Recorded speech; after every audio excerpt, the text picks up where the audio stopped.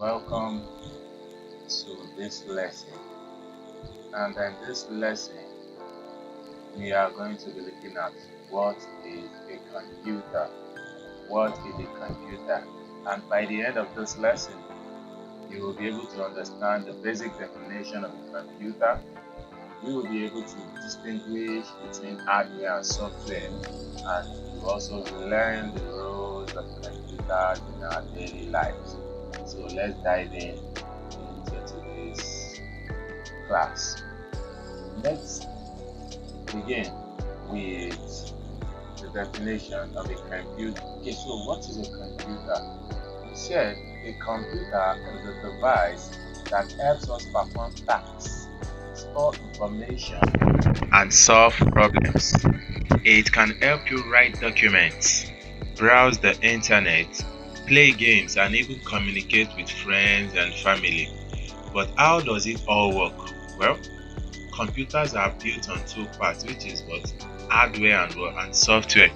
So, as we define a computer, we said it is a device that helps us to perform what? Different tasks. Yes, we use the computer to perform different tasks.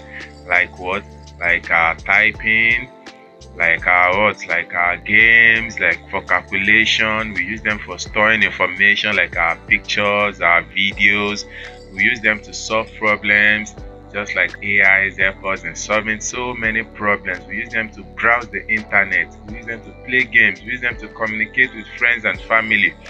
The computer is a versatile machine. You understand? It can do so many things. It can perform so many tasks. You understand? That is why it is called a what? It's called a computer, because it is a device that helps us to perform many tasks, and it helps us to do these different tasks by what? By way of the two main parts of the computer that we call hardware and what? And software.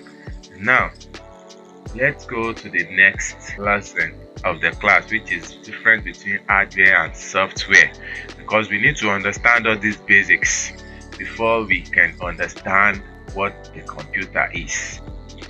So let's first look at the hardware parts of the computer. We said this refers to the physical parts of the computer, the ones you can actually touch.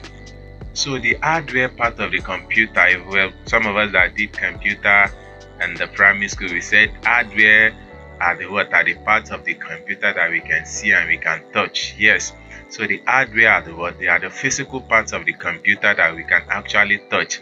And examples are what? They are our central processing unit, our CPU, our monitor, our keyboard and our mouse, our speakers, our headphones. Those are examples of hardware parts of the computer that we have. Now let's look at each hardware part of the computer that we have. So we said the CPU, central processing unit, is the brain part of the computer. It processes all the information and tells other parts of the computer what to do. Now, this CPU is the most important part of the computer. Without the CPU, the computer will not be able to do what? Process all the information and tell other parts of the computer what to do. It's just like our brain. Without the brain, the human cannot function very well. You will not be able to think well. You will not be able to solve problems very well. So the same way the brain is to the human, the same way the CPU is to the computer. It is the part of the computer that processes all the information, like when we are solving problems, we are solving math problems in our computer, when we are using artificial intelligence. It is the CPU that processes this information and tell all the other parts of the computers what to do. Now let's move to the monitor. We said the monitor is the screen that displays everything you see. You type or click on things and they appear here. So this is the computer screen. It is called the monitor. It is the display.